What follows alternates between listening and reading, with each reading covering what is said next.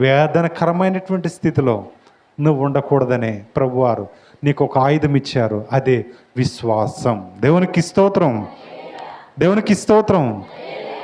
విశ్వాసం అనేటటువంటి కవచం బట్టలు గనక నువ్వు వేసుకుంటే, విశ్వాసం అనేటటువంటి డాలు గనక నువ్వు వేసుకుంటే, విశ్వాసం అనే ప్రొటెక్షన్ గనక నువ్వు వేసుకుంటే, సకల దురాత్మల నుంచి, సకల దుష్టత్వం నుంచి, సకలమైనటువంటి సాతాను చెడ్డ క్రియల నుంచి నీవు రక్షించుకోగలుగుతావు. దేవునికి స్తోత్రం.